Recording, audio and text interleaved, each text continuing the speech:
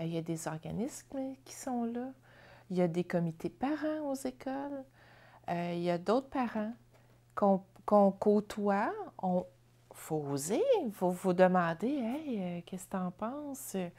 Telle chose. » Il y a peut-être quelqu'un dans la famille aussi qui peut aider, mais qui n'ose pas rien dire parce que « Ah, mon Dieu, c'est tabou ou c'est pas vrai. » Il y a même des groupes qu'on peut rejoindre en tant que parents, puis les jeunes aussi. Il y a des groupes qu'on peut rejoindre, puis on échange. Il faut oser, il faut être curieux, il faut aller chercher l'information autre que le médecin. Ça a fait beaucoup de chicanes entre moi et ma famille là, à partir de mes 15 ans parce qu'on n'a jamais pu comme, communiquer l'information.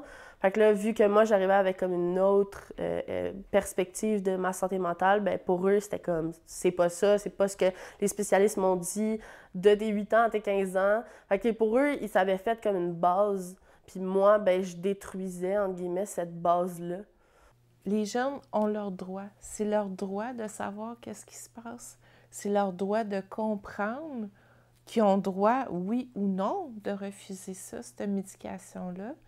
Puis même s'ils commencent, puis l'effet secondaire, pour eux, c'est trop, ils ont le droit de dire « Là, maintenant, je dis non. J'ai dit oui. Là, maintenant, je dis non. » Donc, c'est leur droit. C'est leur corps. C'est leur futur aussi. Puis en tant que parent, c'est important d'écouter notre enfant s'il ne veut pas prendre de médication.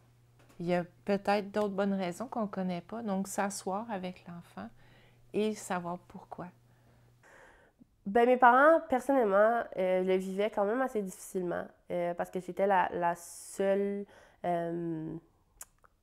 enfant dans la famille qui avait un diagnostic de santé mentale. Fait que ça fait que c'était tout le temps moi qui demandais trop d'attention, qu'il fallait qu'il aille à des rendez-vous médicaux, qu'il fallait, bon, etc. Même après, tu sais, à mes 15 ans, quand ils m'ont comme laissé by my own self, ben ça a fait qu'ils ne savaient plus quoi faire, tu sais. Puis ils étaient comme un peu impuissants là-dedans. Ce que j'aimerais dire aux autres parents, de ne pas se blâmer premièrement. D'être là pour leurs enfants, d'être à l'écoute. Même s'ils ne parlent pas, d'aller chercher des moyens. Moi, j'avais des moyens, j'ai commencé à écrire ou même texter. Il y a un bout de temps, je faisais juste texter à ma fille, puis ça l'a ouvert le chemin de la communication. Puis de ne pas lâcher. C'est pas de notre faute, vraiment pas de notre faute.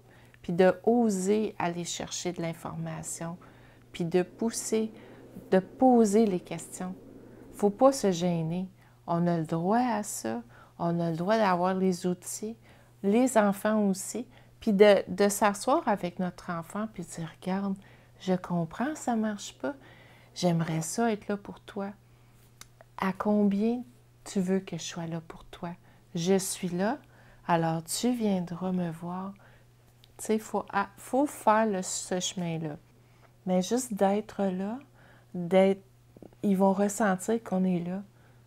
Puis ça, c'est important. Parce que souvent, oui, les deux parents travaillent, on arrive, ils arrivent avant nous. C'est donner ce temps-là quand on arrive. Oui, on va être débordé, oui, on va être fatigué, mais il faut donner ce temps-là. Il faut qu'ils ressentent qu'on est là pour eux. Tu sais, moi, ce que je peux conseiller aux parents, c'est quand votre enfant a un diagnostic, c'est pas d'y mettre tout de suite, en fait, c'est jamais d'y mettre une étiquette en disant « t'es ci, t'es ça ». Faut la défaire, faut essayer de trouver un autre moyen de voir la personne parce que la personne reste elle-même, reste une personne unique. Oui, peut-être avec des difficultés, mais qui va réussir dans la vie puis qui peut aller loin.